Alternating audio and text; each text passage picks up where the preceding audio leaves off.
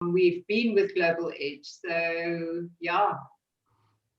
Morning. Big moment. Good morning, Dion. Big moment. Hello, Dion. How's everybody? Good, thank you. Good, good. Annette, how many guys are we expecting today? We are, I'll tell you in a moment. We are expecting 1, 2, 3, 4, 5, 6, 7, 8, 9, 10, 11, 12, 13, 14, 15, 16, 17. I think we might be 16 though, because one person has got something that has come up, which is Colleen. She might not be able to join us, but let's see. Okay, so it's probably it's the same people that are doing the one-on-ones then predominantly. Yes, definitely. It's the one-on-one people, yeah. Good. Okay.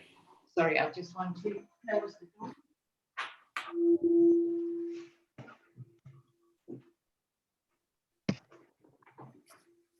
Right. Morning all. Morning. Hello, Eric. Hey, Merrick. Morning, Merrick. Hey, Merrick.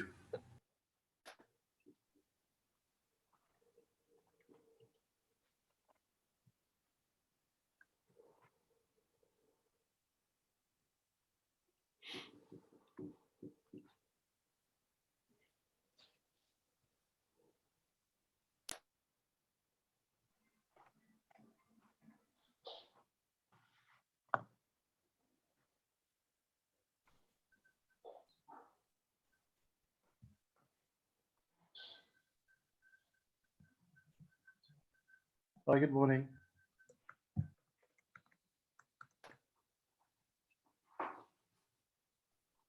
Hello, whoever that was. I couldn't hear who that was. Okay, we've got 11 people, 12 on the call. I'll wait another minute or two and we can maybe start.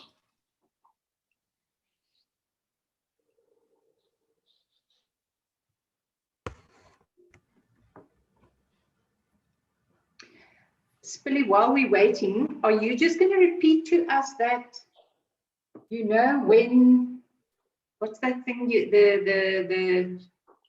We're doing that, the Gaddy pitch. pitch? Yeah, it's part of today's piece again. Okay. Yeah, so Okay. there's a little bit of repeat today in terms of stuff we've done in the past, just a sort of reminder. And then at the end, I'm going to give you guys a tool to use to try and prepare for the one-on-ones. And again, it's an optional tool, but just give the guys something to use.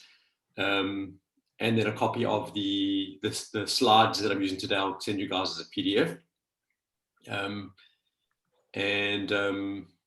and we'll get into it. Okay.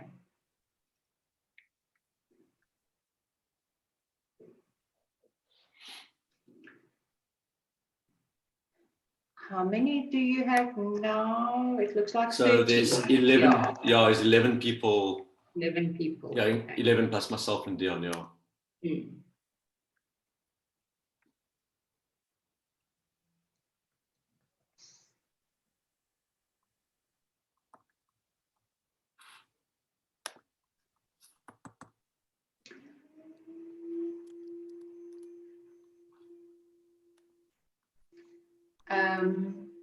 Maybe you should start.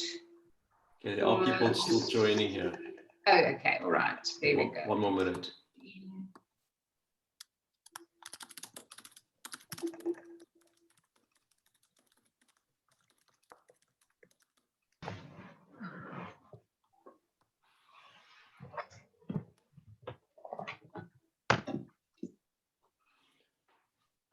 Okay, let's wait one more minute until we can start. Yeah?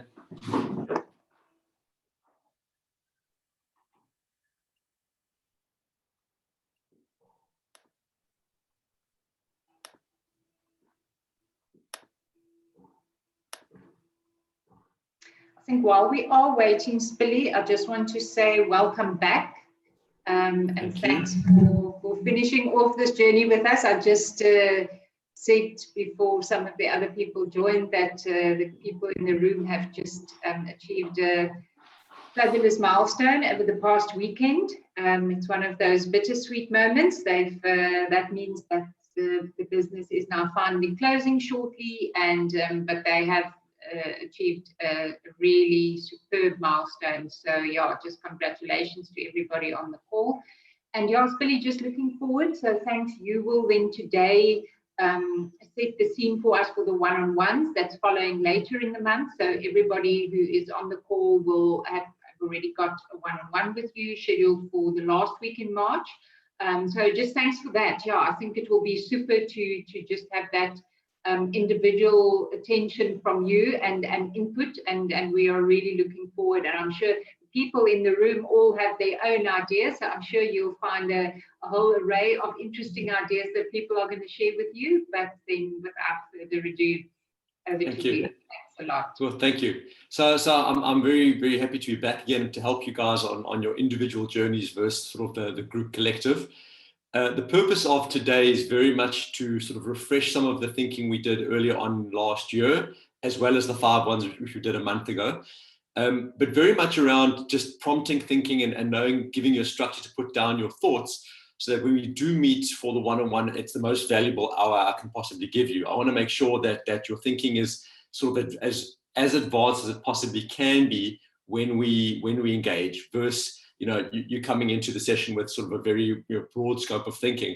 I want to make sure that you've unlocked some of the bigger pieces potentially in the business at the stage that you're at, obviously individually, from a maturity perspective in the business, as well as your own timing and your own constraints around time and money. You're all having a different journey. So I want to make sure that I can help you, with a very clear way of engaging. What we're going to do today is I'm going to take you through a very simple strategy methodology, with the intention of we can have a Q&A through the session and at the end. But I'm then going to also give you access to the virtual whiteboard, which you guys can copy and paste. It is a free tool, so you can use it if you want to. You can use the 5 ones. You can use any of the pieces that we talked about in the past or today to come to the meeting in a couple of weeks' time from now. But what I am going to ask is, and I know there are some timelines and there will be a follow-up mail, is that pre the session, you guys send me your homework, which we'll get to at the end of the session, so I can spend a bit of time looking at it, analyzing, looking for the obvious gaps. Again, so when we do meet, I can give you the most valuable insight that I possibly can, versus trying to be sort of on the back foot in those sessions. Please feel absolutely free to stop me here today at any point in time and engage with me. The last session was very one-directional. I want this to be a bit more engaging around your own thinking, your own ideas, because at this point we're a smaller group, and you are the guys that have indicated that you really want to take your business forward. So use this time to tap into me if you need to in the interim. So what I'm going to take you through today is something called an 8-layer strategy. It is a very simple strategy methodology. It is not the only one out there. There are hundreds of these kinds of tools out there. But I'm going to give you this as a way of applying a lot of the knowledge that we've spoken about over the last couple of months in some kind of formulaic step-by-step method. So everything in sequence to make sure that we've covered all the major parts in your business thinking, and then you can actually take the first step forward. So from the reason it's 8 layers is that there are actually 8 big steps that we're going to work through, sort of eight chunks. So the first one is an analysis of your current situation. So whether you've started a business or not, there is a situation that you currently find yourself in, and that speaks to your own skill set. It speaks to your clients or potential clients. It speaks to the greater market at hand. It speaks to the risks around what you're about to do. Your cash flow and financing, all the parts of analyzing what your business looks like today, even if you haven't started it. And there's a bunch of exercises we're going to go through to unpack layer 1. Layer 1 is where you actually spend probably the most amount of time initially going through all the assumptions and all the thinking around your business. Once we've got that, we're then going to go into the second layer, which is very much around what do you, the owner, want this business to do for you? and how do you define success. And we did victory conditioning last year, but I'm going to touch on it again a little bit today, just so we've got a bit of a refresher. Then we get into the business goals, which is a lot more tangible. It's where we can look at all the verticals of your business. So that's your sales, your marketing, your operations, your finance, all the pieces of your business, and try to put together goals for each one of those to make sure that we're looking at all the elements of your business, even if it's a small business, to make sure we know what does the next 12 to 18 months of that business need to look like, so we can start producing some of the tangible deliverables. So starting from the beginning, we know where we are today. What do I, the business owner, want this business to look like? What does the business need to start looking like in 12 to 18 months? And once we're clear on what layer 3 looks like, those big business goals, we're then going to map out some key strategic initiatives. Generally, these are sort of 3 to 5, sometimes way more, big pieces that need to be done in order for us to achieve the business goals. So it can be things like as broad as get our marketing correct, or get our strategic partnerships correct, or figure out our finance and business models, like whatever those things are that need to be done. And they're quite high level in terms of layer 4. Once we know what layer 4 is, so what are the 3 to 5 big things that need to be done to achieve our business goals and ultimately achieve our shareholder victory condition, we then go into the management thrusts. Now, the thrusts are, what are we, the business owners, going to do in the next 3 months, the next quarter, as the first part of delivering on those key strategic initiatives, which obviously feed the goals and the victory conditions. So that's where the work starts actually becoming tangible. You can start understanding, what are the pieces that we actually need to do. Then what tends to happen is that once we've gone from layer 4 to layer 5, layer 5 is generally made up of lots of thrusts, and that can often seem quite sort of overwhelming, to start going, oh my God, there's so much we need to do. How do I prioritize this? And this is where layer 6 comes in. So we take all these quarterly thrusts and we put them on a very simple quadrant to figure out which pieces should be done now, which pieces should be done slightly later, and which can we park for much, much later. So we're going to filter all those management thrusts out in terms of urgency and importance. So you know which ones you can start doing immediately, which ones you can not forget about, but do later on in the year or a couple of months afterwards. So then we understand which are the important things we need to do in the next 3 months. Once we got that, we then go into layer 7. And this is where the proverbial rubber hits the road. This is where we actually work out, who do we need to help us do these things? How much time do I need? How much money do I need? How much applications, hardware, software do I need?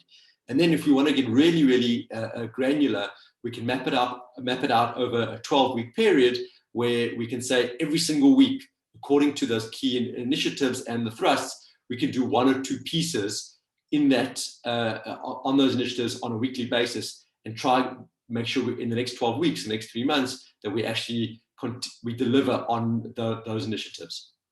And again, I'll explain to you how we get into it when we get into detail as to how we do that.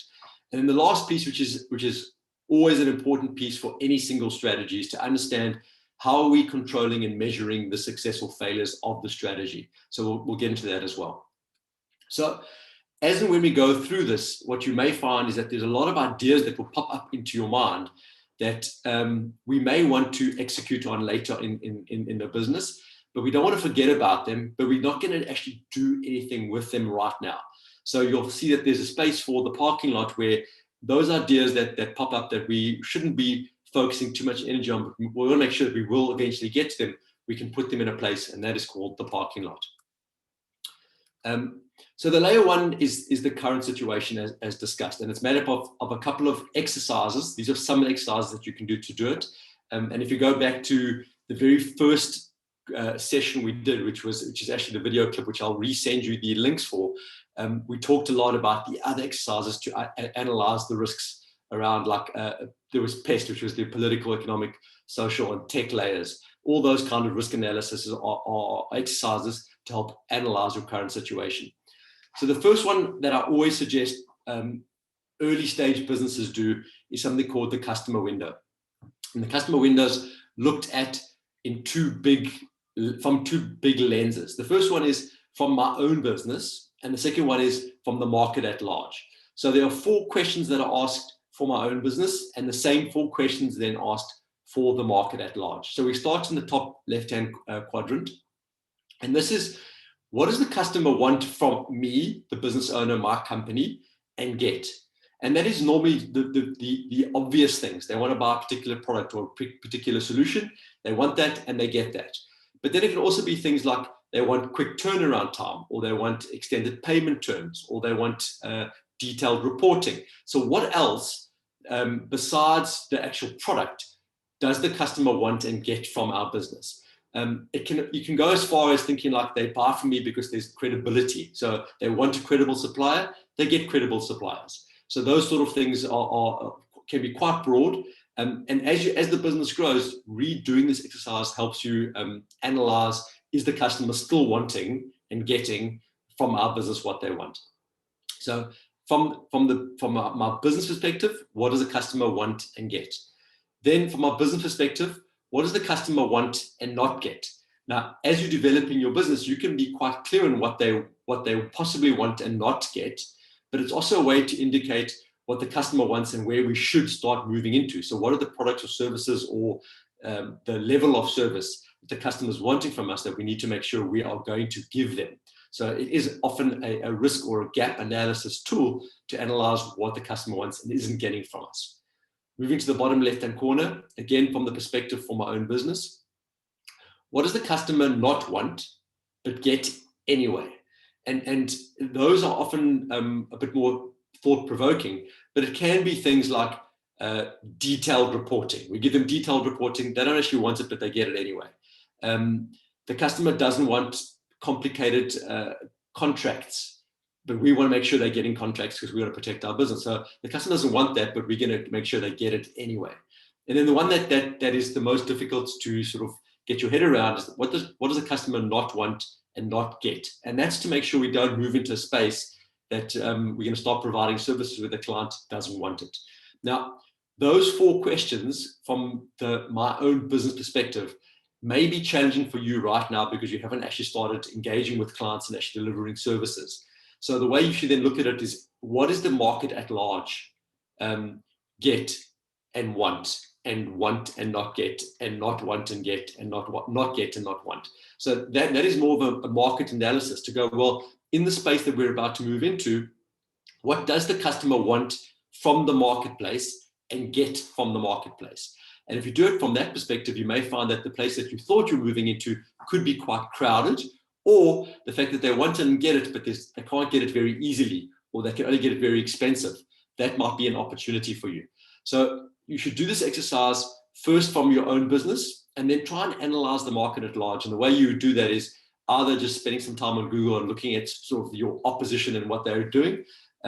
Potentially, if you want to be really sneaky, you could possibly phone your opposition and do a ghost call, pretend that you're a potential client, and poke and prod questions at them and see what they deliver and what kind of service they're offering.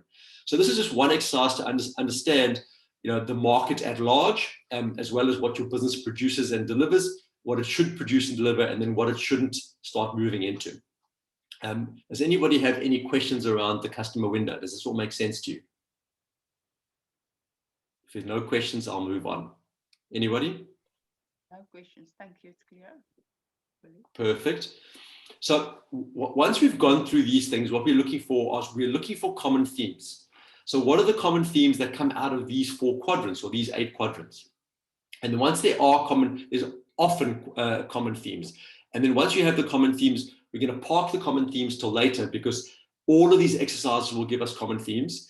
And then we're going to do like a high level common theme as to, are we doing the right thing with our businesses? Where are the opportunities? Where are the gaps? And where are the risks? So once you do this, try and look at all of the answers across all your quadrants and see, is there a common piece that sits across all of these? And then once you've got that, we can work out what to do with those common themes going forward later. The next one is a very simple start, stop, and keep. You should try and do this exercise across all the elements of your business. So if you think about your product, you think about your finance, your marketing, your sales, your suppliers, all the touch points in your business should be applied to this exercise. So what you want to be doing is things that we want to start doing. And the way I would always suggest that you look at this is that try and remove the constraints from your thinking.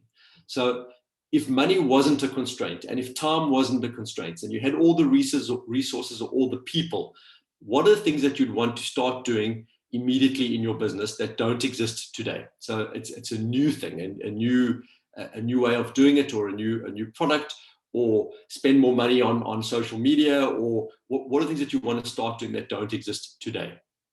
Then we step to the middle piece, which are things that we are doing in our business, or things that we believe we should be doing in business that we should probably stop doing. And at this stage of your business, there's probably a lot to do with sort of the bad habits that you may have. So things that you want to stop doing is procrastination, or things that you want to stop doing is making assumptions. So it could be even as left field as those kinds of things, or it could be very, very clearly the fact that I need to stop using Google and start using Outlook, or I need to stop reading so much on Twitter and actually start writing my own content. So what are the things that you want to stop doing that don't exist today in your business? And then going forward to the last block is, what are the things that you are doing, or you believe that you're doing, that is working? Like, what is the secret sauce, the magic that you want to make sure we keep doing and do more of? Again, might be difficult at the stage of your business, but what you may find is that if you're really starting to test the market, you can start seeing that this is working and that's not, therefore we need to do more of this and less of that. Once you've put as many thoughts as you can down on these pieces, and my suggestion is that you spend a little bit of time every day revisiting these things, because I don't want you sitting down and go, okay, today I'm going to do this entire exercise in one go, because you need time to allow your mind to percolate and think about this sort of in the shower. So keep revisiting these exercises and keep adding pieces. So you could put little post-it notes or little comments on these, and you can put literally 20, 30, 40, 50 comments per block here if you wanted to, as many as you want. Because then what we're going to try and do is we're then going to try and separate them from high priority to low priority. So we can work out, well, again, what are things we should start doing and stop doing and keep doing more of immediately, and what should we stop, and keep doing as a low priority in future. Again, once we have all these thoughts mapped out across these three light blue blocks, we're looking for common themes. So we're looking for the themes within the block, and then across all three blocks, what are the common themes? And just document what you're seeing the same thing of. Because often what we're starting and stopping is actually the same thing, just phrased differently. So what are the common themes? Let's try to pick 3 to 5 common themes, and we'll revisit that when we get to the next piece of the exercise. We've done SWOTs probably many times in your business in some form or fashion, but again, it's your strengths, weaknesses, opportunities, and threats. I've then added in the trends and the technology factors for the extra 2 T's on SWOT to make sure we can think about those things. So the left-hand side, which is your strengths and weaknesses, as you know, they are internally. Those are who you are and what your business can and can't do, sort of within your control. And then the opportunities and threats are generally the external factors. So within each of those blocks, I want you to write down as many answers as you possibly can in terms of what your strengths are, what your weaknesses are. That can include yours and the market at large. And again, from an opportunity perspective, what are the opportunities? And there's no such thing as the wrong answer here. So put down as many things as you want, even if you feel they might be a bit weak and only open for conversation. Please dump it in the opportunities. We'll definitely chat about it. The same for threats. Go as broad as you possibly can, right through from the greater market and things like COVID, right down to me being sick today, therefore I can't do the work that I need to do in the business. That's a threat. When we get to trends and technology factors, whatever the businesses that you're about to embark on, what are the current trends? And not just the trends that you want to get involved in, but the trends that people are moving away from stuff as well. So, generally when there's a new trend, it means that there's something that we've moved away from. So from a trends perspective, don't just go, everyone's moving into this space, but also just be aware of people are moving away from other spaces too. So we're thinking about which areas we shouldn't go into because there's a trend to move away from that. So any kind of trends, sometimes your trends and technology factors are the same thing, that there's a trend to use technology, but ideally try and separate your trends and tech factors into 2 separate pieces. Again, depends on what kind of business you're going to, whether that's relevant to you. But I think that from a technology perspective, I don't see any business today that doesn't have a technology requirement in some form or fashion. So just be broad in your thinking around what is the market doing and how can you make your life easier. And technology factors isn't necessarily things that your client may even see. It could just be things like automating your own processes internally and using technology smarter to deliver your product or service in a better, smarter way. So once you've got all of those 6 pieces, your trends, tech, strengths, weakness, opportunities, and threats mapped out, then start thinking about, well, what are the kind of strategies that you could use to make use of the opportunities through your strengths? So how do you leverage your strengths to leverage those opportunities? And then similarly, how do you use your strengths to prevent the threats that are external to your business?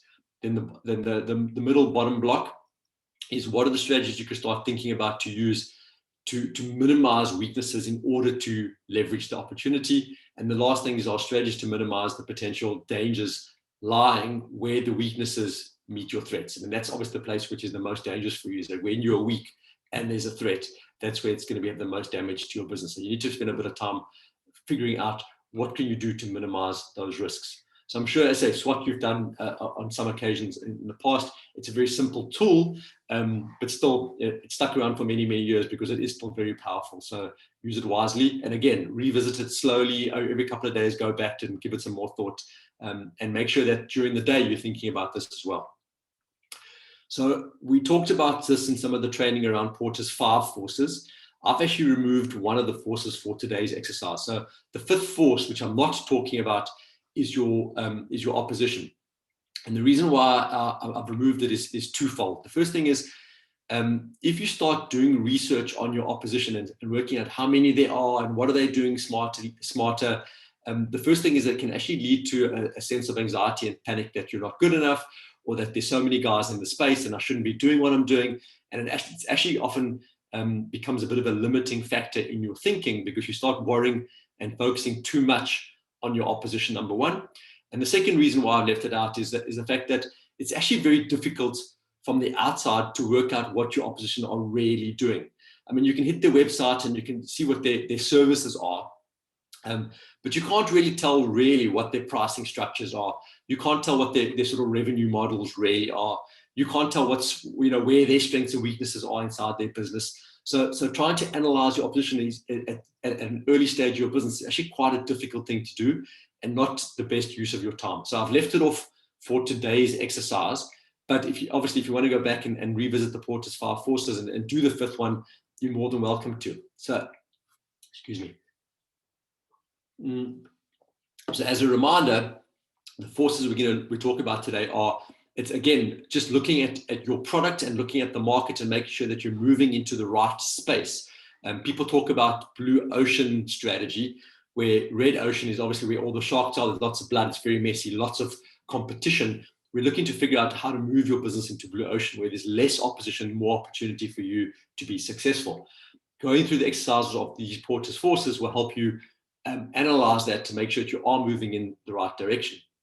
So the first one is, top left-hand quadrant, is the threat of new entrants. So how difficult is it for your opposition to enter the space that you're playing in? So the barriers to entry is it very difficult to do and start up what you're doing? Do they need lots of money? Do they need lots of experience? Do they need lots of network? Like, what are the constraints to starting up what you're about to start? What are the economies of scale? So, if you're getting bigger and bigger, do you become more efficient and cheaper, or not really? How important is brand loyalty? Now, at this point in your businesses, you don't really have brand loyalty, I'm guessing, because you're starting off as a brand new business. No one really knows you in the market, the greater market. No one really knows you as a brand necessarily. So is that a big concern for you? And generally, are your clients or future clients actually loyal to other brands? Do they prefer to buy from companies that they sort of know the logo from? And if not, and if so, how do you act upon that? Again, what are the capital requirements to start this business? You may have very long sales cycles, so you need to be able to pay your salary for 3 to 6 months before you can land a deal, for argument's sake. Or is it very quick to turn it on and you don't need much capital? Do you need to buy a lot of equipment? I remember one of the ladies in the group last month said that she was starting a guest house. So, capital requirement there is quite high. We need to buy a property, we need to buy bedding, we need to buy like a coffee machine, all those things. So quite high capital requirements, which means that there's less people entering that space than there would be just in general freelance. What kind of experience do you need to enter this market? Are there any government policies like BEE, for argument's sake, that are restricting people entering the space that you're about to play? In terms of distribution of product or service, how difficult is it to find those distribution partners and channels? Is that a limiting factor to guys entering the space that you're about to play? And then if a potential client is already buying from your opposition, is it difficult for them to switch between suppliers? What is the cost of them doing that? And that will often stop people entering the space because they realize that people won't just get up and leave their existing suppliers. Moving to the right side, excuse me, the bargaining power of buyers. Those are your customers. The buyers are your customers. So how many customers are there in the market? Are there loads of people that need your service or few? If there are lots and lots and lots, what does that mean from your service? Do they have leverage over you or not? How big is the average customer? Like, are you looking to supply corporates or lots of smaller businesses? What is the difference between the competitors within your customers? How sensitive are they to price? What is their ability to substitute you or your opposition for you? So again, switching costs, is it easy to do or not? Now, bear in mind what you're looking for here is you're looking for a business where you have leverage, i.e. strength, over your buyer, over your customer, which means that you're looking for a place where there are lots of customers, but not enough suppliers. So the supply and demand is in your favor. And that allows you to then push price, be picky with the kind of clients you want, and not bully your clients, but get more from your client than the other way around. Then I'm going to move clockwise here. So bargaining power of suppliers. So if you are a business that is going to be buying or procuring other suppliers, whether it's product or whether it's other freelancers or other kind of service providers into your business, how many of you are there which they can supply? So do they have power over you where they're not going to succumb to your demands of pricing because they can sell to other customers? What is the uniqueness of their product so that you can actually get power over them? I mean, if there's loads of them, you can bully them to some degree on price and supply. If there's few of them, then you're sitting in a position where you don't have power over your supplier. And ideally, again, what you're looking for is that you want power over your suppliers and over your customers or your buyers. Again, with suppliers, what are the switching costs? So once you're buying from someone, how difficult is it for you to swap them out?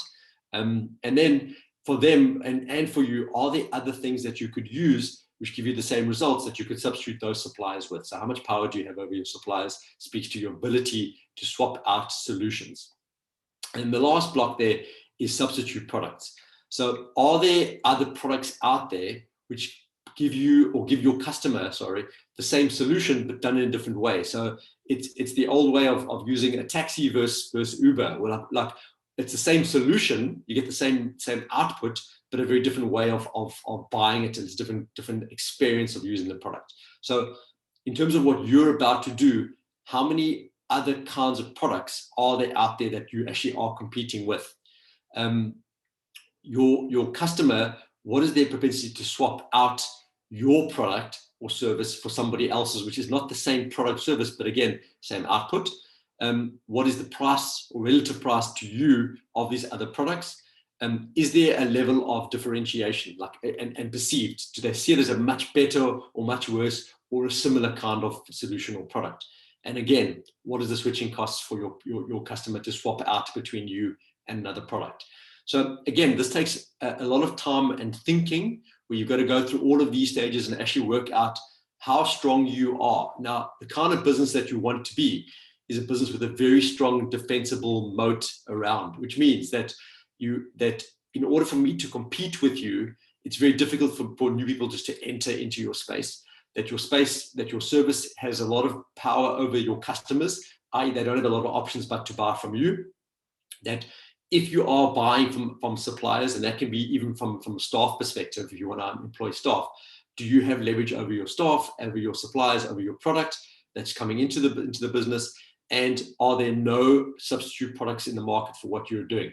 And if you can get those four in your favor, then you've got a very strong position in the market, and that allows you to be picky with clients, push your price and margin, and hopefully become successful much quicker. Again, once you look at these pieces, what you may take out of this are some action items in terms of things you need to change in your business to make sure that you are perceived as better, or that you're actually swimming in a place where there are less opposition and more customers. So that's Porter's forces. Again, a thinking piece revisited over the next couple of weeks. The value proposition talks to your product as well. And as we've mentioned in the past, just as a reminder, there's 3 different layers. You'll see that the 2 dark blue, the 2 light blue, and the sort of 2 gray speak to each other.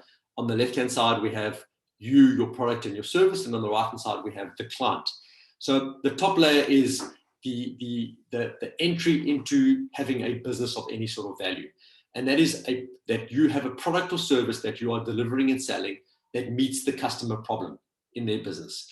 So you're either helping them run their business better, you're helping them be more efficient, you're helping them add value to their client, to their product. So whatever their problem is that they're trying to solve within their business, your product ticks that box. Without that, you don't have a business, right? So if you can't solve your customer problem in some form or fashion, then you don't have a business. And that's often enough. A lot of businesses just live with a product that satisfies customer need.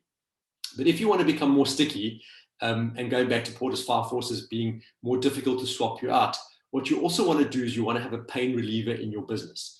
So this is, how do you help the people in your clients, so not the brand, but the people that you actually deal with, and take away some of the negative aspects of their job or the pain points which they deal with on a day-to-day basis, or remove the risks in their business. So this is often stuff that is not being paid for. They're not buying it in the actual product, but it's an additional pain reliever. So an example would be, and I always talk about the chappies business. So if you're manufacturing chappies, what you're taking away is the fact that someone either's got like a bad breath, or that they want to be chewing something with their mouth, or they're hungry and they just want to eat chappies, right? Like that is the product, and that's the client problem. The pain reliever, or the customer pain, is they have bad breath, but actually they have got a problem with speaking to people because they've got bad breath.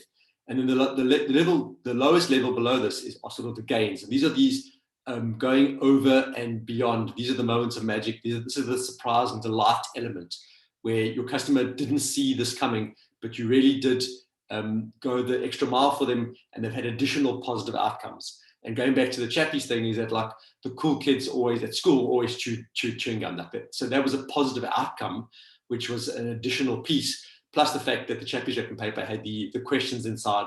They weren't expecting that. They're basically buying the gum, but they get the Q&A, the questions, or the did you know piece inside the wrapper. And that was a customer gain. So a very simplistic example, but you need to make sure that within your product and your service, that firstly, that you really are solving a customer problem. And secondly, you're making their life or their job, or removing risks in their business, if you're a B2B especially. And then what else are you doing as part of your delivery that surprises and delights your client, which they weren't expecting, which will make you and your business remarkable. And I know I've said this before, and I'll say it again, is that when you're standing around the bar on a Sunday with your mates, you never talk about the fact that you had a great dentist this week. What you talk about is the additional stuff, that they gave my kid a sweet, or they've got a babysitter for my child while I'm having my teeth done. It's stuff that I didn't expect that makes the experience remarkable. And that's often what people refer you for. They don't refer you often for the product, but they refer you for the pain reliever, and especially for the gains. So as part of as you build your product out, and as you build your customer engagement plan out, make sure that you're putting in pain relievers and gains, again, depending on who your customer is and what the expectations are, and always do something that's remarkable for them. The next one deals with one of the most deadly things in starting a business, which is basically assumptions. So when we start a business, we assume a hell of a lot. So this is a very difficult exercise to do in isolation on your own, but I obviously would like you to take a stab at it. And it's the absolutes versus the unknown unknowns. So the top left-hand corner is the things that we know absolutely about our business, about our client, about our market. And these are factual. There's no question question about it, you can back it up with fact. So what things do we know factually? What do we know? Then on the right is what we think we know. So we're at a point now we start going, well, I think that the market is this. I think the opposition are charging X amount. I think that the way we sell this looks like this. I think that we should put contracts that have the following T's and C's in place. So it's stuff that we kind of know, we think we know, but we're not actually 100% sure on. And that will often result in us having to go to do more research to move the things from the things we think we know into what we know. Bottom left-hand corner, what are the things we know we don't know? And that can be, we have no idea how the opposition are charging. So it's around pricing. We have no idea how to get new clients into our business. So it's stuff that we know, we don't know how to do, okay? It's things that we're still factually 100% sure of, we have no idea what the hell we're doing. And then map those things out. So again, trying to get through the assumption piece clearly to make sure we're not assuming anything. And then there's a great book called The Black Swans, but it's around the unknown unknown. So what are the things that are so left field that could really, from a risk analysis, affect our business in a good or bad way potentially, and put those things. So unknown unknowns 2 years ago would have been pandemic, where now it's kind of it's almost a known. So very difficult to answer the unknown unknowns because you don't know what those are. But often there's a thinking piece here where you could put down things where you just go like, well, left field. Let's just be left field and just put stuff down there. What things don't we even know? We don't know. And then once you've done all 4 of these blocks, again, start looking at the action items, because what we want to do is we want to try and push as many things as we can into what we know, so that all the decisions we make in our business are based off actual research, actual fact, versus assumptions. Because I've seen this so many times where guys assume things and then build their product or their service or the entire business on the back of an assumption, and then go and fail. And often it's even where guys think, well, I'm going to build this thing and then I'm going to go raise money because I assume if I build it, I'll be able to raise money. And they have no backup plan as to how to actually make money in the business. So it can be very, very devastating if you're making the wrong assumptions. So again, exercise just for you to make sure that you're, again, removing risk from about what you're about to start doing. And again, the whole idea is to try and push as much as you can into fact-based decision-making.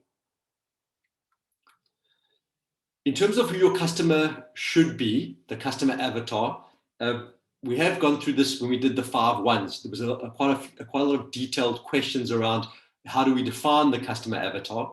But this is just a different way of looking at it. And this is something that you can do on an ongoing basis, like every 6 months or twice a year kind of thing. But as and when you start the business, you should probably do this more frequently, because you're still defining who your perfect client is. So there's a common phrase called the queer client, nothing to do with being gay.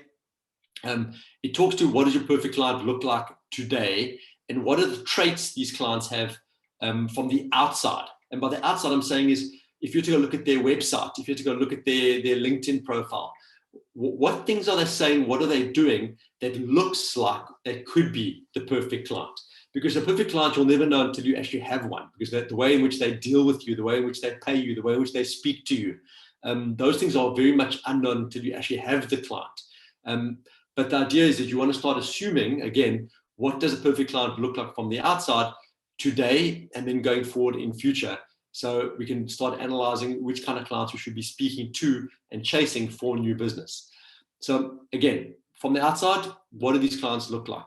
Are they a mass market? Are they a niche market? Are they diversified across different markets?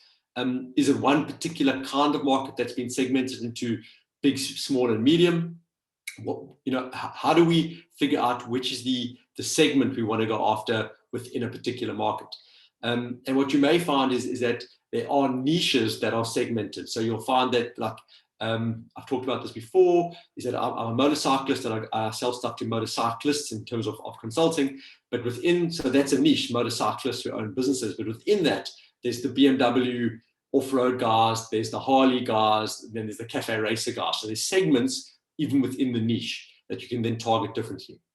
So once you know what these queer clients are and which segment you want to go after, start working out, well, how do we acquire them? And in future, how did we acquire them? So which channels are working for us? What do we do to try and keep these clients? If you have a business that can try and get a long lifetime value from clients, what do we do and how do we interact with these clients? So how often do we speak to them? What are those touch points? And ideally, how much should they spend with us or you over the lifetime of their engagement? So if you're doing a sort of the B&B, the lifetime value might only be 5 nights, and they may come back in a couple of years, but actually 5 nights is the lifetime value. Where if you're doing a consulting gig, lifetime value could be years. So it's up to you whether you want to be years or whether you want to be weeks. So it's entirely up to you. But the idea here is that, well, how much should they spend with you and how long is the lifetime? And that again just helps you understand, to go back to those career clients, what kind of client are we actually going to start targeting to make sure we look after the important clients. Then from a marketing situation, what we're doing is the 7 Ps, product and packaging, price, process, promotion, place, people, and physical evidence. So just quickly going through these, we have gone through them before. It's what is the product and packaging? What is the service? Okay, and every visual element relating to our company and service. So what does that look like today? And obviously, what should that look like going forward? In terms of pricing, how do we price? Do we have different pricing for middlemen and partners as you direct? What kind of margins and markups do we want to do? How often are we doing increases to our clients? So understanding the pricing point of our business is really, really crucial. What are all the processes and systems in our business that have a direct effect on the execution of the service? So that is everything from how do we answer phones and emails, to how do we bill, to how do we send information, to which applications do we share with our clients. So what are all the touch points from a process perspective that affect client experience? Make sure that you've mapped those out and make sure that they're actually well documented, and again with the client top of mind. So make sure that it's always about how does it affect the client first. Excuse me. Then the people. So these are all the people in your organization. It's from your social media followers, to your suppliers, to your clients, to your staff, to your accountant. So everyone that has a touch point to your business has some effect on your marketing. So again, who are the people that you're going after? Who are the people that are in your business and how are they affecting your marketing? What are their touch points, especially if they have client-facing roles? And it goes right through to like the way in which these people act and represent your business. Where are we actually selling our service, or where is it delivered? So if it's a physical product, where does that live? If it's a service, how do we deliver the service? Promotion talks to the actual more traditional marketing and advertising. So how are we promoting our product and service? Like, where are we doing it? And that's things like traditional advertising, public relations. Obviously, the low-hanging fruit these days is social media, email marketing, using search engine optimization like Google. Those sort of things are important. And then the last thing is, what do we leave behind, especially if it's a service-based business, as proof of delivery? So, is it a report? Is it just the invoice? Is it an email chain? What kind of physical evidence do we have in terms of all the artifacts in our business? Printed pens as promotional things to prove that we've done the work and that we've successfully delivered the work. And if you can go through these 7 Ps, some of them are more relevant to some businesses than others, but pretty much every business has a foot in some of these 7 blocks. And then once you map out what it looks like, obviously we want to try and improve that. What are the action items that you need to do from a marketing situation? Right, so that was layer 1 at a high level. And that's just to understand, like, where are we? What is the product? Where are we taking the business to? Where are the risks? Where are the opportunities? What are the assumptions that we're making? So the next one is the second layer. This speaks to you, the shareholder, you, the owner of the business, and what you're hoping to achieve. So it's broken down into 2 periods. It's a long-term victory condition and a mid-term victory condition. So mid-term, I've estimated at 12 months, because I think you're starting a business, 12 months is still quite a long way away in terms of setting goals. But the long term is actually the fluffy dream. And that is very much around, what kind of business do you want? What kind of revenue do you want? How many offices do you want? What kind of clients? What kind of products and services? How are we seen in the market? So it's not necessarily a very measurable goal, but it's kind of just a high level ambition as to what kind of business you're building. And it can be 3 years plus, it doesn't have to be 3 years, but it's around the fact that it's a personal share. In the next 3 years, I want to still be doing what I do. I have no intention of building a business to sell, where some of you might be building a business which is a 100-man business and you want to sell that in 3 years. Those are very different long-term returns on the business. So it's a very personal thing. It's something that you're not necessarily going to be sharing with your clients or putting on your marketing, or if you're employing staff, speaking to your staff about it. It's what you want this business to do for you, the shareholder, and how you want to get return on that. Once you've got the long term, then you can work back towards the midterm. So if we know that in 3 years the business needs to be doing 100 million rand with 100 men, what are we going to do in the next 12 months? Well, if in the next 3 years I want to be working 3 days a week, earning 50 grand a month and surfing the other 2 days, what does the business need to look like in the next 12 months? So very much depending on what you are looking for on a personal level, and try and speak to your role in the business, the money in the business, the money that you take out the business, what your people look like in the business. So whether you're employing staff or suppliers or finding other freelancers to supply you, what does that look like? So it's kind of sort of a long-term ambition of what this business needs to look like. Once you've got that, you can then move into the 12-month piece, which is a bit more tangible. So in the next 12 months, again, from a shareholder perspective, what does the business need to look like? So at that point, it should be doing X amount of revenue. I want one staff. I still don't want offices. I want to make sure my marketing is outsourced and bringing me two leads a month. Like whatever those sort of goals that you have, just put them down here. But again, very much around from shareholder value. What does the shareholder, you, get out of this business in the next 12 months? Then we can work on sort of you and your brand ideals. And this is basically the broader purpose of why your company exists. And I've written it beyond making money, because I know some of you, that's often the first thing. Let's just try to get a salary in. But outside of that, why does your business actually exist? What is it trying to solve? So what contributions do you want to make to the greater market or to the world at large? What do you want to be experts and world famous at? What do you want to be known for? From a culture perspective, how do we want to treat people, whether they're employees, social media followers, or customers, or generally the public at large? So like, what kind of narrative do you want to be putting out there from a culture and values perspective? And then like, why do we act and do the things that we do? And that's often got to do with your personal values and who you are as a person.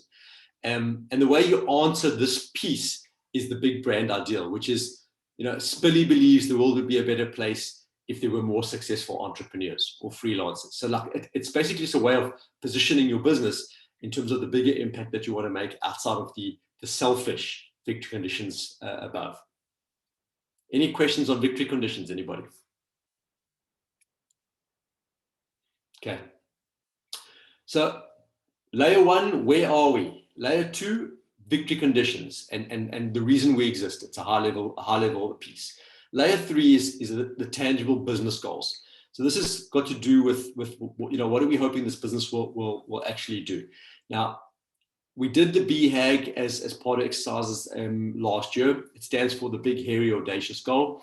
Those of you that don't remember, it was very much around that if you succeed in your victory condition, what would the headline be in the newspaper, i.e. that publication, the middle square, and by when?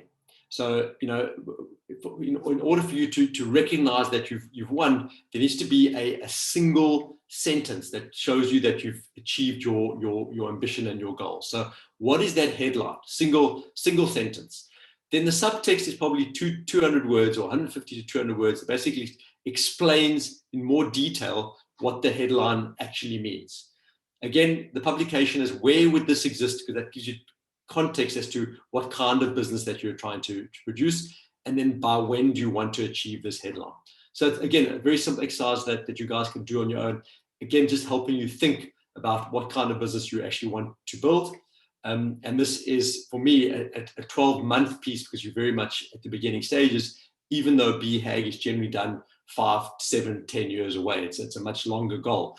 But right now, getting out the gates, proverbially, to start your business, if I said to you guys, come January or February next year, what if you were winning, what did that look like? I would like you to be able to give me a one-line and say, we've done this. And often it's things like you've won an award, you've hired 5 staff, something simple just to give me an indication of what you're trying to build. And once you've done that, if you answer the questions below, you'll see whether you've achieved the BHAG successfully or not. This answers the next question early on around the Gaddy pitch. Again, going back to, how do we position our business? What is the elevator pitch? It's the 3 different tiers. It's the problem, it's the unique solution, and it's the proof and case study, why us? So the questions are, or the statements are, how, when, ... what we do is ... in fact, ... And the example is, how when you're about to start a business, what I do is help you understand your strategy. In fact, I've done this for 50 plus clients. So it's not, what am I? I'm a business coach. So if people say to you, so what do you do? Instead of saying I'm a business coach, you go, how when you're starting a business. So go straight into the common problem that you're solving for the general public. Explain to them what your unique solution is to that problem and how you solve it, and then give me proof that you are the expert. So I've been doing it for so many years, I've done it for so many people, I've done it for this particular kind of company, I've done it across the world. Give me credibility as to why you are the preferred choice, and why I should spend money with you to solve this particular problem in my life. So again, if you can answer this question, it allows you to then clearly be able to articulate who you are and what you do, and quite quickly be able to take this and then tailor this into much thicker language for your website, for your other marketing material, because it all fundamentally speaks to what the problem you're solving, what your solution is and why you are unique at it. So that's layer 3. So layer 4 is, if we now look back at all of these pieces that we've just done, what are these 2, 3, 4, 5 big things that need to actually happen for us to achieve the goals, for us to achieve the BHAG, for us to achieve the victory condition? So I've used an example here that in the next 12 months, we've got 4 initiatives. You may have 2, you may have 10, but I'm just using 4. And you'll see that there are 4 different colors here because they roll down by color. I'll explain to you how it works shortly. So the idea for me is that you want to write down at a very high level, what are the key things that absolutely have to happen. And if they don't happen, existentially, we're not going to survive. So if we do them, we're going to win. If we don't do them, we don't have a business. What are those things that need to happen in the next 12 months? And it can be as obvious as, land a client. It can be as obvious as employ a particular skill within our business.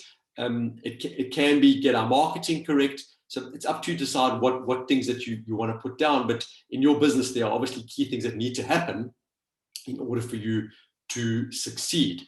Now, these 12-month initiatives are then broken down in the next layer, which is broken down to quarterly, which is the next layer. Now, what you'll see here is that initiative 1 is the dark blue. We then have thrusts, which are dark blue. So thrust 1 for initiative 1, thrust 2 for initiative 1. Again, this is an example of number of thrusts. You could have 10 thrusts for each initiative. It's up to you depending on what the initiatives are and the complexity of those initiatives. But the example for me is that you want to be able to take marketing and break it down into the next quarter. So over the next 12 months, the goal is that we have a fully fledged marketing strategy that's being run by an outsourced agency and it's bringing in 10 leads a month. That's what we're trying to achieve. But in the next 3 months, what we need to do is we need to get our narrative right. We've got to get our website up. We've got to work out what our logo is. We've got to maybe start interviewing an agency, for argument's sake. So it's the beginning stages of achieving that long-term goal and getting those initiatives delivered. So each initiative has quarterly thrusts. Now, if we go back here, you may have 4, 5, 10 initiatives. And if each initiative has multiple thrusts, you're going to land up with like 50, 60, 70, 100 sort of key thrusts over the next 3 months. And at this point, you're going to go like, that's too much work. I cannot do all that work. And this is where the next layer comes in, which is basically a filtering layer. So what you then want to do is you want to take all of these thrusts and put them into a high impact, an impact versus effort quadrant, and work out which are the things that you can do which are low effort, doesn't take a lot of time, doesn't take a lot of money, but it's going to have the highest impact on you achieving your goals. And obviously what we're trying to avoid is which are the pieces which have high effort, high cost, high time, and low impact. And then take all those sort of sticky notes and all those thoughts and put them down into these 4 quadrants. Because what you want to do is you want to focus on the dark left-hand corner, which is the low effort, high impact in the first quarter. So you want to make sure that that's where you're spending your time, where you can see the highest impact, the lowest amount of effort, and then moving horizontally into high effort, high impact. We always want to be doing high impact work first. Stuff that's high effort, low impact, you could probably then decide to not do or really leave much later on. But it's just a way for you to go, if we've got 50 or 60 thrusts, you can't do all of those in the first 3 months potentially. Which are the 5 to 10 that you want to start with? And those are the ones that have the highest impact with the least amount of effort. Once you've got the ones that are sitting in the low effort, high impact, then we're going to work out, well, what are you actually going to do? Like, so who's actually doing what, how, and by when? So again, dark blue, I'm going back to the top here, is that we have a dark blue initiative 1. We have multiple thrusts for initiative 1. We filter these initiatives through this impact, this effort. Whatever comes through into layer 7, there's the initiative 1s, the dark blues. Ideally, what you could do is you could map this out over 12 weeks in a project plan to go, right, week 1, email this person. Week 2, approve this. Week 3, post that. Week 4, advertise this. And you can actually start putting out the detailed project plan of actions, as well as what resources are required to do these actions. You may go, we may need applications. We may need to go to the bank and open a bank account. Be like what are the things that need to actually happen to get us out of the gates over the next 3 months? And if you're only starting the business now, the first 3 months are often the most crucial. And you want to make sure that you can do as much as possible in those first 12 weeks as possible. So from a time and money constraint, as much as possible in the first 12 months, but also to make sure that you're looking at all the initiatives equally.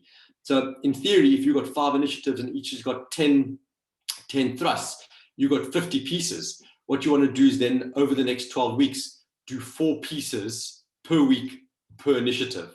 And then just make sure that you're doing a little bit on each piece every single week and pushing this along to make sure that the business is actually getting traction and you're doing the important work in the business to try and achieve the goals that you're trying to set out to do.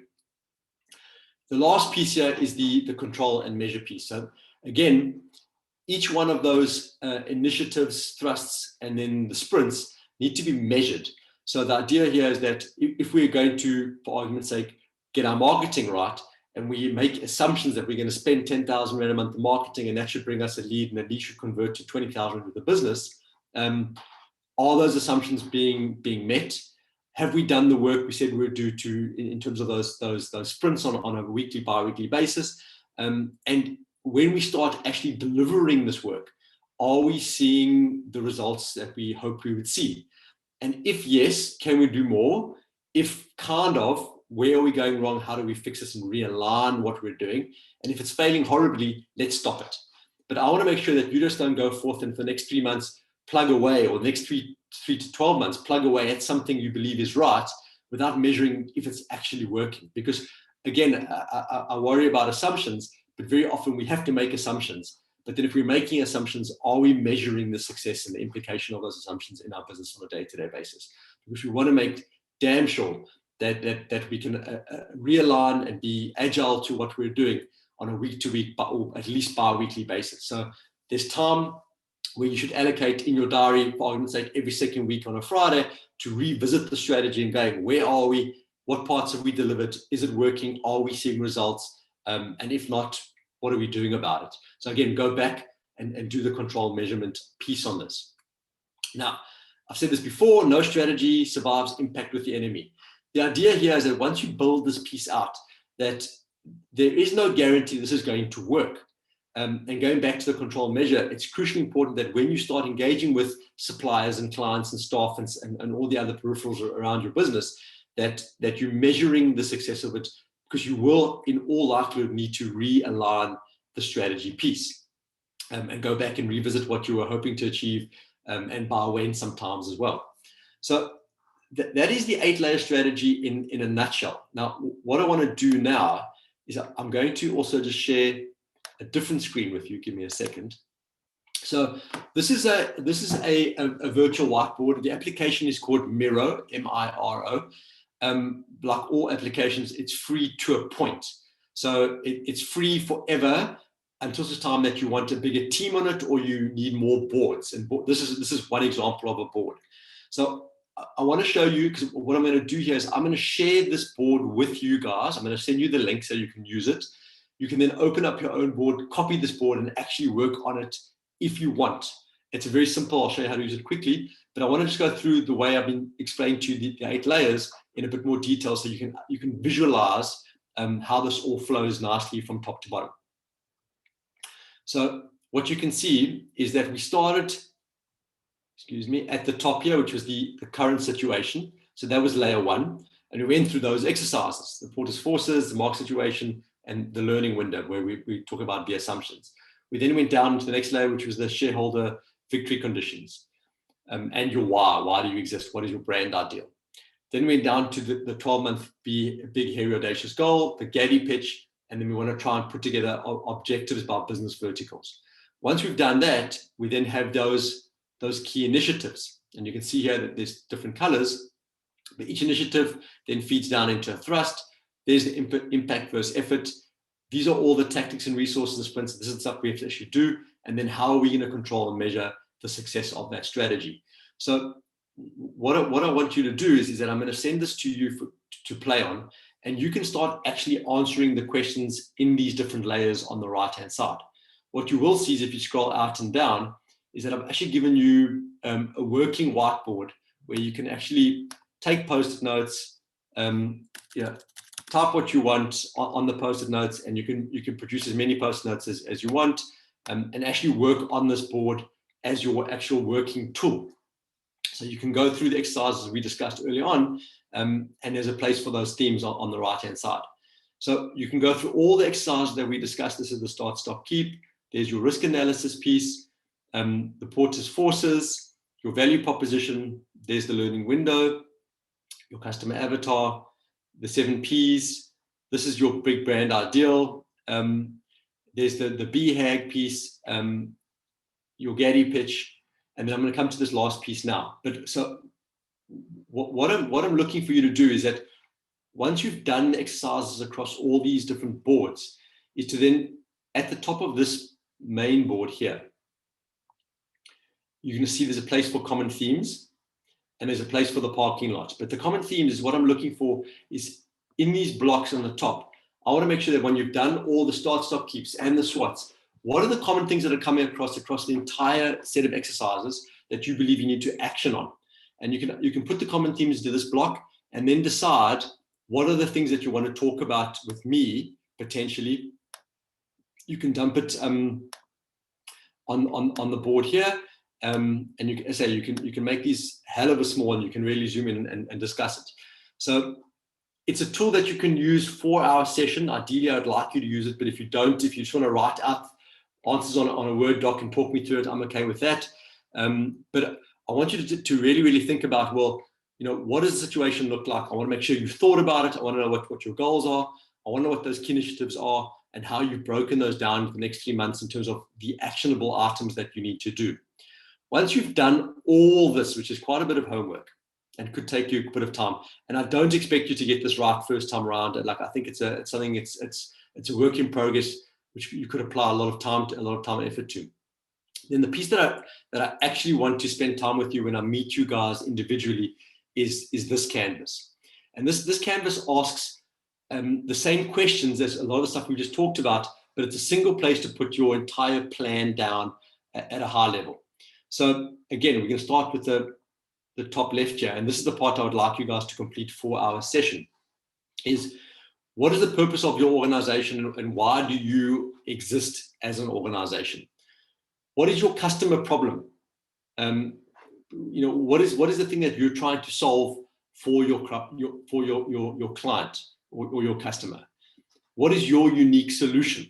So what is it that makes you, what is it that you're going to do? And then in terms of your unique value proposition, that talks to the customer gains and customer pains. What are you going to do to be different from outside of the solution to make sure that you are actually different? There's a differentiator to the market at large. If you have an unfair advantage, what is that? And then we can talk about how do you leverage that unfair advantage.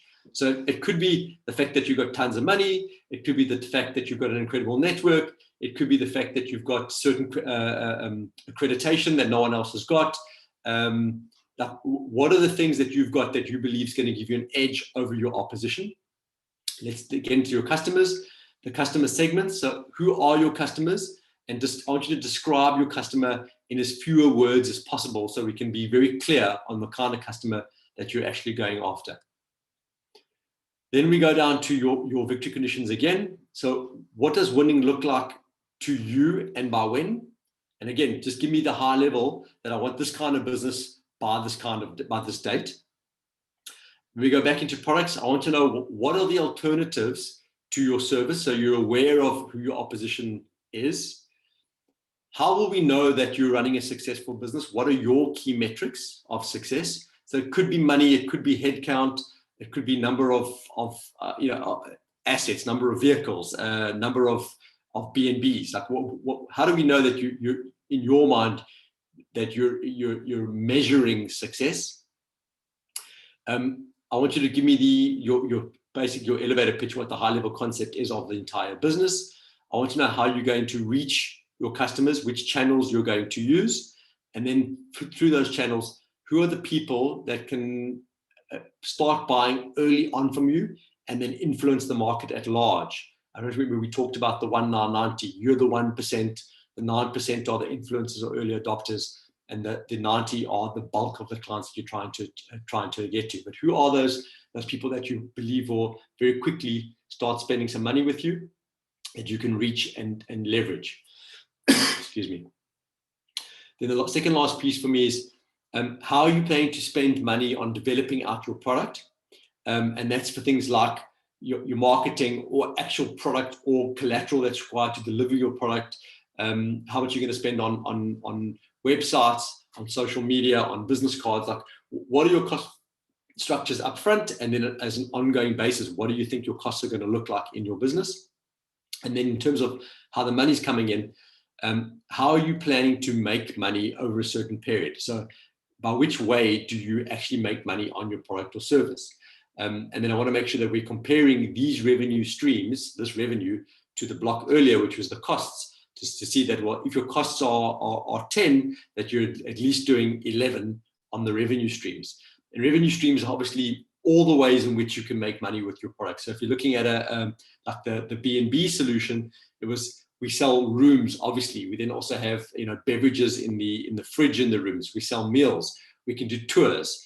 We can get masseuses in and make money on massages. Like, how else do hotels make money? So there's multiple revenue streams in certain businesses, when in other businesses there's one or two key revenue streams only. So this is the piece that I would like you at the very least to try and complete for me before we meet in the next 3 weeks. And again, if you're struggling with this between now and then, you have my email address. Please feel free just to bomb from a mail and say, okay, I don't understand what this is, or I've got two options. Which option do you think is better for me? And I'm happy to have that conversation before we actually meet. Because again, by the time we meet, I want to have an idea of what your business is so that I can actually come in and compliment, criticize, or comment on what you're doing, and to give you sort of a deeper perspective and some next steps potentially. So that's me in a nutshell from a high level in terms of what I would like you guys to do. I want to open up the floor and just see who's got questions relating to this, or who's already got ideas they want to bounce off me at this stage. I'm going to send you the slide deck. I'm going to send you access to the mirror board, which each of you can use individually if you want to copy and paste the board. I'm also going to resend you the links to the first video, which talked about strategy and getting off the marks, as well as if you have lost it, the 5 whys. So the 5 whys obviously speaks to just taking the product to market. So it's who's the client and what's the product and how you're going to get them. But it doesn't speak to the inside of your business, what else you need to do internally, which the 8-layer strategy focuses a lot more on. So what are you doing inside the business to get this business off the ground? And then Okay. also today's recording, hey? Yes, I recorded the whole thing, yes. Yes, okay. If I can just kick off the questions section with this question, I mean, this is so thorough, so thanks for this, Shu. I think if one can do this thoroughly, then, you know, there's no reason why you shouldn't succeed with whatever it is that you're planning to do. What I want to ask is, because I know there are people in the room with very different, you know, stages that they're at. The tool that you just showed us, how would you... The last one. The last one, yeah. Yes. How do you suggest, if I'm starting out and I am really just at the thought stages, which I think many people are probably at, should I start with the bottom one that you're going to spend time with us on in our one-on-one conversation? Should I start at the top? What sort of advice have you got around how we sequence our approach to that tool? So honestly, I think that starting at the top and working your way literally vertically down is probably the best way. And because that last piece is that if you're starting with that and you're going, okay, who's my client? And you just dump, that's my client. I question how you got to that answer without going through the exercises of what does the customer want and get? What does the customer not want and get? Do we have leverage over our suppliers? Do we have leverage over our clients? So like all those exercises help unpack, again, at different levels of maturity of the business, help unpack actually who is the right client for us. Because again, I want to make sure that you've given as much thought as possible to what the product actually is, why you are unique at what you do, who is the right client that you're going after, and right client equals where you can make the most amount of money, right? So starting at the bottom, for me, that's sort of the summary of all the hard thinking that has to happen up front. So ultimately, I'm happy for you to start thinking about, you know, if you want to use the bottom piece with pleasure to start off with. But then bear in mind is that if I start digging away at well, how did you get to this customer? Why do you think they're the best one? Why don't you think that the smaller or the bigger or the internationals are better? And if you haven't thought about it, then there's a problem with your strategy because you haven't actually done the research piece up front. And again, the assumption is very dangerous. So hear me out. There are certain businesses where certain assumptions are absolutely spot on always because there's limited options and it's obviously the right solution. But in a lot of businesses, we think we know what we're about to do, and we you know, because we had one really good experience in one avenue, therefore that's influenced our thinking, and then we go, well, that it worked there, therefore it should work everywhere else, and we don't even question that we haven't tested it with other people, and that actually was a weird interaction and it worked, but it's not replicable. So from a client perspective, so first prize for me is to go from the top down.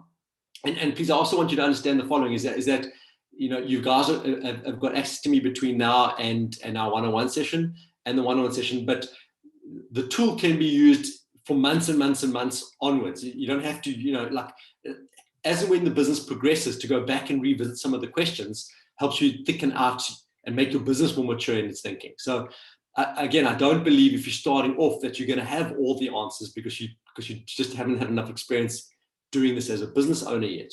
But I do think that there's a lot of research that you can do online. There's a lot of research where you could phone people within the net, within the market and ask questions. And I don't want to get stuck on, you know, analysis paralysis necessarily, but I do want to make sure that you're making the right decisions based on, you know, best insight versus assumptions. So top to bottom.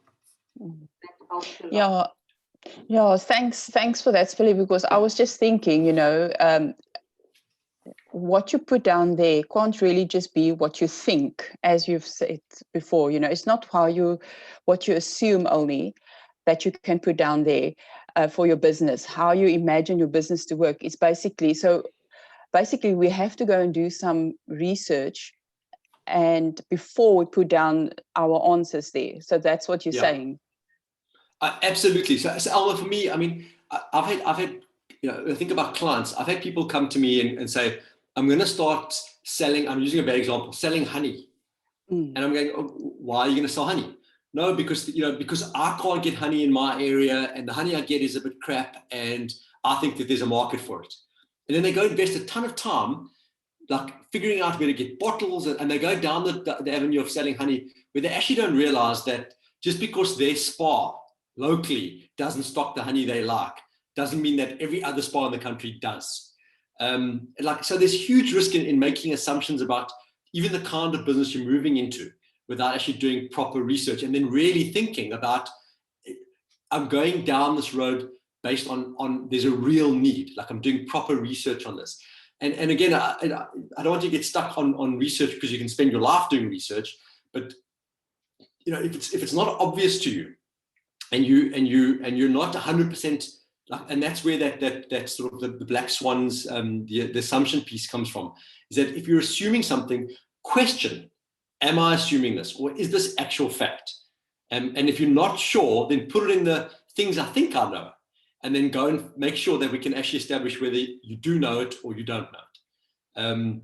Because you often find that some of the greatest businesses fail because there's one piece which they got wrong. It was their pricing piece, or their client piece, or the supplier piece. So the rest of the business was perfect, but they just got one element wrong, and that's why it fails. And you can't know that until after the fact.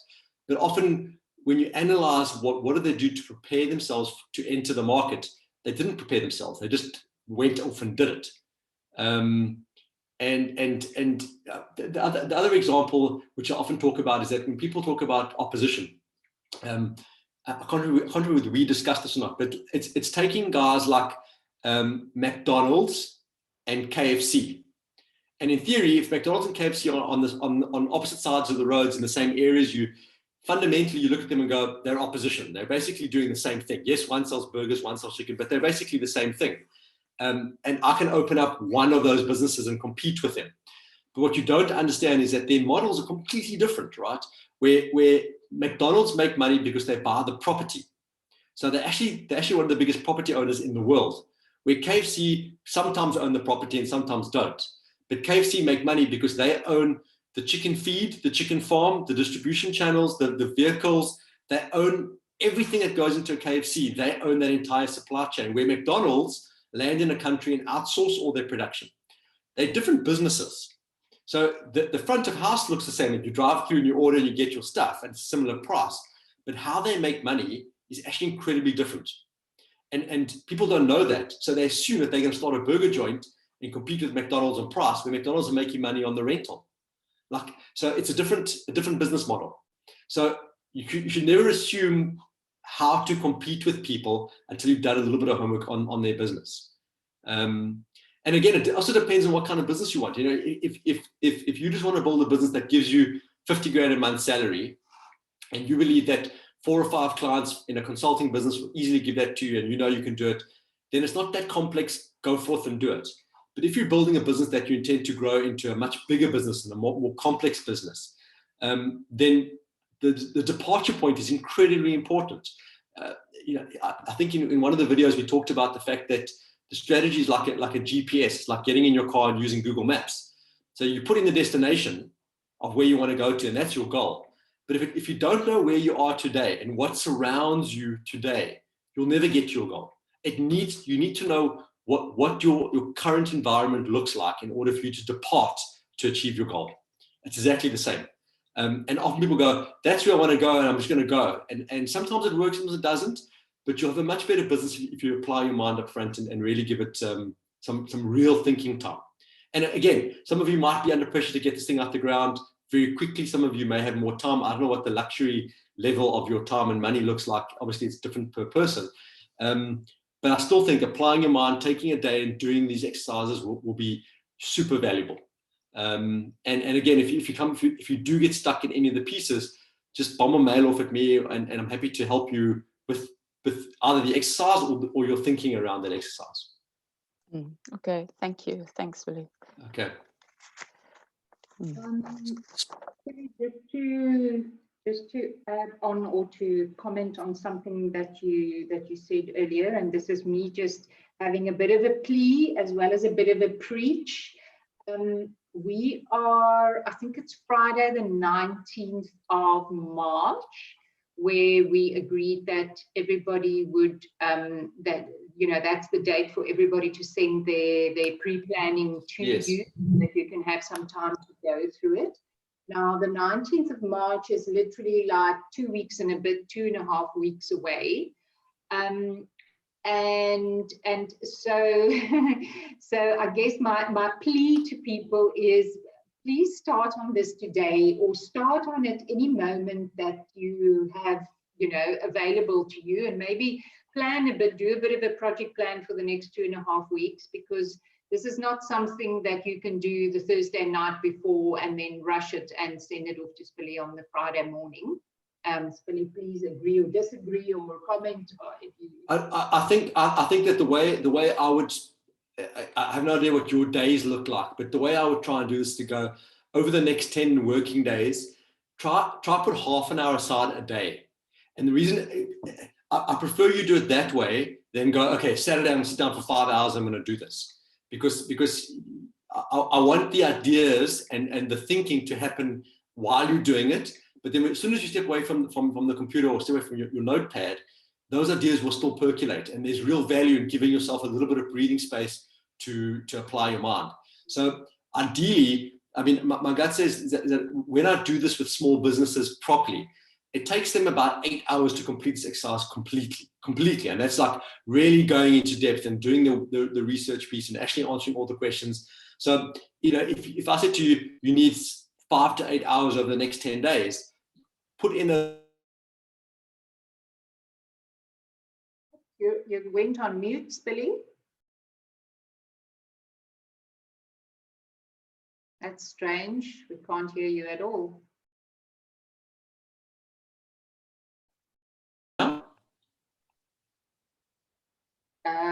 Talk again. Now, can you hear me? Yes. I don't know what happened there. So what I was saying was I prefer that you guys take half an hour or 45 minutes or so a day over the next 2 weeks and just do it in small pieces where you, and like, when you're the most awake. Like, this is an important piece for you guys. I get the fact that you have other work, but this is your business, your future. So, if you know that you're awake early in the morning, then do it, take the hour in the morning and do it every morning for the next couple of days. Because it does apply real thinking. To do it at the end of the day when you're tired, you're not gonna add value or do justice for yourself. That's very helpful. Yeah. So half an hour to an hour a day until we send our homework to you is a good guidance. And then also, I just want to say that, look, obviously the people in the room, the business wants you to make use of this opportunity. We have booked Spilly. He set his time aside for us at the end of the month. Don't be so perfectionist about your preparation that you miss the whole opportunity. I mean, Spilly, I think you'd rather want to have the opportunity to talk to us and have us had some thinking around it. Sure. It's not about getting it perfect or being scared of getting it wrong, or it's not like that. Rather, just do some preparation and some thinking, if you can, according to the guidelines that Spilly has just given us, so that we can make use of the opportunity. Even if we can't get to everything that you had there for us, it's at least some thinking that we would have done. Is that correct? 100%. I'm not expecting a perfect plan by any means. I'm expecting a cobbled together idea of like, this is what I'm thinking, this is how I'm going. And again, my job is to firstly go like, Sunette, that's a really crappy idea, or that's a brilliant idea, or here's a third option. And if on all three of those, how do we make it better? So absolutely, I want you guys to come as prepared as possible. And really, the more information you have pre and during the session, the better for me. But the more information I have, the more valuable I'll be for you. And this is for you. It's not for not for anyone else. So please take advantage of the opportunity here, and hopefully I can just give you enough information to really get you out of the gates and start a business that delivers what you guys wanted to do. Mm-hmm. Hi, Spilly. Oh, So, can I go? the tool that you are sending to us, are we able to save that and send it back to you, and you're able to view it in that format? Or how Yes, does it? it's okay. So can I quickly show you something? I'm just going to reshare my screen. Give me a second.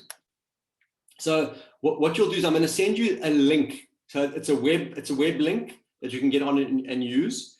And all you're then going to do is that you can then, if you want to download the app or on the actual web, is create a new board, literally copy and paste this one over, and then you can play with it. And you'll find that it's super user friendly. You can add text, you can add all kinds of post-it notes. And on the post-it notes as well, you can change the sizing from small to large, or you can literally just drag and drop it as big as you want. So there's tons of stuff you can do in here, but play with it. But the idea here is that if you want to work on this, you create your own board that no one else will see. It's only yours to use, ideally. And then when we do our session together, you can then open that board, share your screen, and talk me through your board. Like, that's brilliant. Or share your link with me, and then we can work together on the same board. So that's ideally the way I'd like to do it. But having said that, some of you prefer to not visualize, people prefer to write out notes. So if that works for you, I'm happy then to send it as a mail, or in a Word document, or however you feel you're comfortable taking information and making it work for you. I'm happy to work with that. But this is just one suggestion, and for me, it visually helps to understand the stages. So what I'm taking from what you're saying is that however we feel comfortable on the 19th to send the information to you, you'll work with that in whatever format it is. That's 100%. And then we can, decide how we talk about it on the day of our one-on-one. 100%. And then, Sunette, can I ask you just a small favor? Will you send me? I've got everyone's details here, but just everyone's details, so I can at least tick off that I've got everyone's stuff by the 19th. And if I don't, I can pick up the phone and go, Sunette, help me chase or chase someone, and just to make sure we're getting everything. Okay. Good. Oh, Peter. Hi, Peter here. That's the next guy in. Hi, guys. Can you hear me? Yes. Peter, hi. Just a quick thing, man. Sunette and Spilly.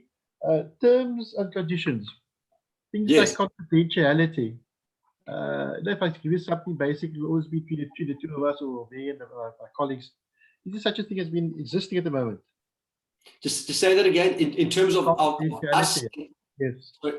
In terms of us, there's nothing at the moment. No. Do you want to sign NDAs? I'm still new to this, Spilly, so I don't know what it actually means.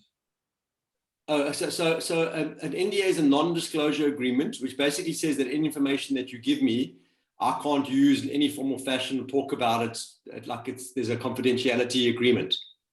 Yeah. Is that in place now? No, it's not.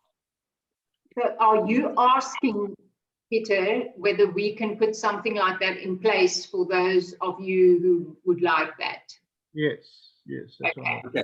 Peter, what I'll do is I will send through my stock NDA, my agreement to Sunette.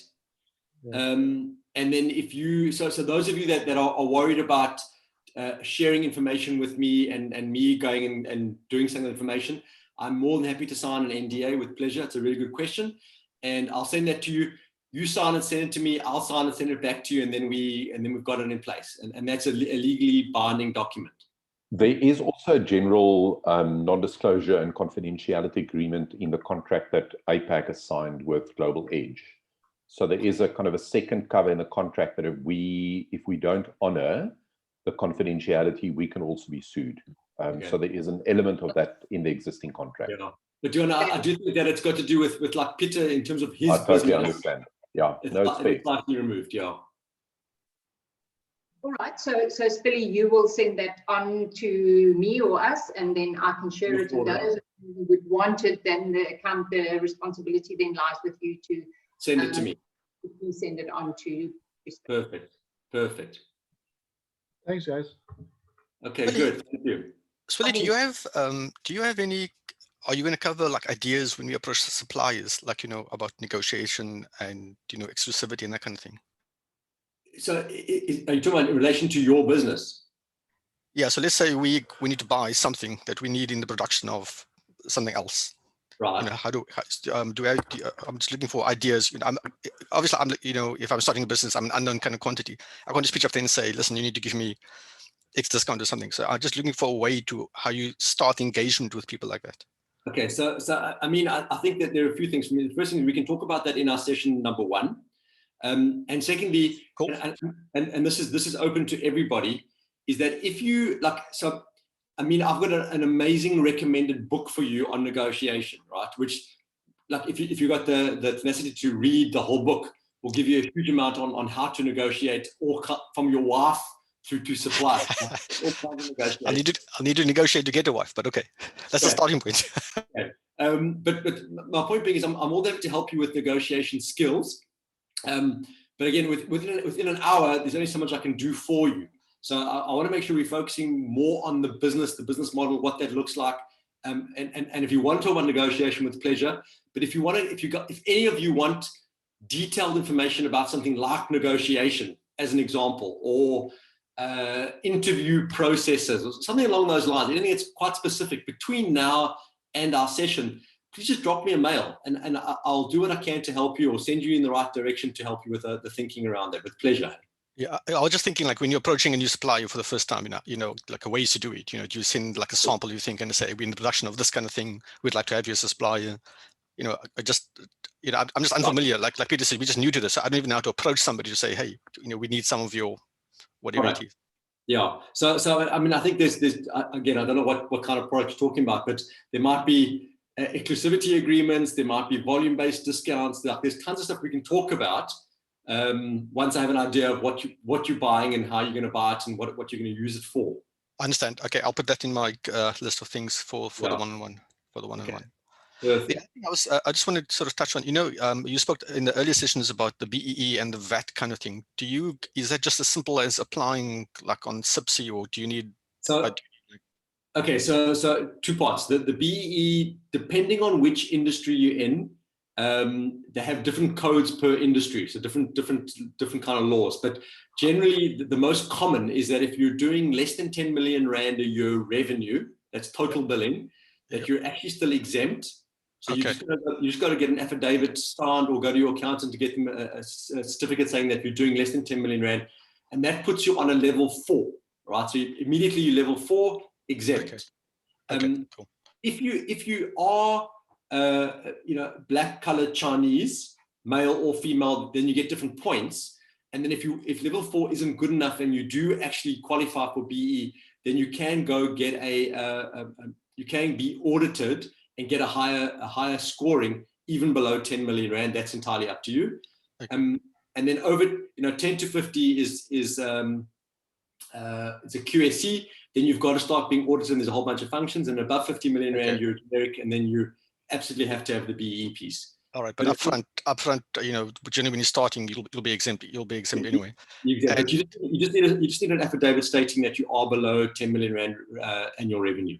Okay, understand. And is it the VAT will have to start from the start with that, I guess? Okay, the VAT's. So SARS say that if you're doing R1 million or more a year in revenue, you have to be VAT registered. So that's 83,333 Rand a month or more. You have to be VAT registered, right? So below that, you don't have to be VAT registered. But when yes. So I was going to say, when you're starting the business, you don't know if you're going to do 10,000 or 1 million. You know, you're starting with a clean slate. So what do you do with a VAT in that sense? So you're non-VAT registered, and you can't charge VAT and you can't claim VAT. So do you only apply that once your turnover reaches 83,000? It's up to you. So at 83,000 Rand, you've got to go to SARS and apply for a VAT number, and then you've got to charge and claim at 83. Aren't you creating a problem here if you bill at X amount and then suddenly you hit that 83,000? Now you've got to add 15% on. Well, I mean, that's that's unfortunate, right? But if your clients are VAT registered, then and you go from 10 Rand to 11 Rand 50, and you're adding the 15% on, they're going to claim that 15% back anyway. So for them, it's a cash flow problem. It's not actually a more expensive product. But if you go into the public, where you're supplying the man on the street, then you are charging him 15% more. Yes. So will I need a strategy at that point to how to inform your clients? Yeah. to suddenly say to the client, I'm sorry, the thing was 20 Rand today and tomorrow it's 23 bucks or whatever. Yeah. whatever But I mean, you've got to, and I think you also need to work out, upfront whether you think you're going to hit the 83 million Rand or not, 83,000 Rand or not, the million Rand a year. And the reality for me is that I prescribe people becoming VAT registered as soon as possible, because the reality here is that firstly, you look more professional because you've got a VAT number. So you feel credible because you're a business, as opposed to you haven't got a VAT number. That means you're really small, number one. Number two, if you are buying anything into your business, high likelihood you're paying VAT. And then if you're not VAT registered, you can't claim the VAT back. So what you've often found with smaller businesses, especially businesses that are buying and selling product as opposed to time, being VAT registered is actually a bonus for you, because the net effect is that you actually make more money. So are you then saying that we should apply for the VAT as soon as possible if we? I mean, I don't know what your business is. Eh? Okay, well, so I'm just checking. So we'll cover this also on the one-on-one, if it is whether we're going to be a product-based business or a service-based business. Okay, cool. But Brent, I know that we've been through it now with the second business we've registered. I think you've got to have invoices exceeding 50,000 Rand 3 months in a row in order to be able to register for that as well, because we've just been through it with our South African entity. Okay, so I'll probably have to get some maybe more professional advice around that kind of thing at some point. Yeah. Okay. Any other questions? This is good discussion. Just quickly around the VAT thing. If Yes. you can be basically a service provider, in other words, you're providing time rather than material or things, then by the sounds of it, VAT doesn't really come into it. Well, it does. If you're going to do the 83,000 or more per month, then you have to be VAT registered, regardless whether you like to or not. So Okay. it's not a choice. At R1 million, when you hit R1 million within the financial year, or you're going to hit R1 million within the financial year, you're actually obliged to register for VAT. It's not you're actually doing fraudulent work that you're not. So that's not really an option. But if you're not buying. But Merrick, in the same vein, right? So I sell time, right? I have very little input costs. Like I don't buy stuff and mark it up and sell it. Yes. But the reality for me is that I buy from Google, I buy coffees, I buy office space, I buy a lot of other bits and pieces which do have VAT on it. And if I wasn't VAT registered, I wouldn't be able to claim that money back. So it makes sense for me to charge my clients VAT, and then at least the very least claim that VAT back on my input expenses, so I can actually get that money back. So the net effect is actually beneficial to me, even though it's not a massive game changer. I still save a couple of $100 a month on VAT. I'd lose that money otherwise. Eh? Yeah. Okay. All right. Is Cool. that the Thank gross income, that's 1 million per annum? It's your total revenue, hey? Is it net of profits, or so you say? No. It's your gross revenue. It's your invoice values out, hey? Thank you. Yeah. Any other questions? Oh yes, the name of the book you were talking about, negotiation. I was interested in that, please. Oh, it's Chris Voss, it's Voss with a V, Chris Voss, and it's called Never Split the Difference. Okay, thank you. Yeah, it's good read. It's the book that I never told my wife I had, honestly. Well. Okay, are there any other questions? Maybe she found it and she was reading it secretly too. It's a good thing. It's a good thing. It's in India. We're not going to tell her now. Yeah. Okay. All right. So Spilly, there are a few things that you're going to send us, including the NDA and the recordings and so on. And then I think then it's April way. So just then to summarize everybody in the meeting, that by the 19th, please send your preparation to Spilly so that he's got enough time to go through it and give you some meaningful input the week after. Spilly, thanks for your advice of at least spending 30 minutes a day, you know, until then, if at least. And yeah, and then we'll see you again in our one-on-ones. And then also we did offer to, if there's any questions that anybody has about their particular preparation to, then they can talk to you directly. With absolute pleasure, anytime. Just drop me a mail. Good. Thank you very much. Thank you very much, everybody, and I'll see you all shortly. Thank you.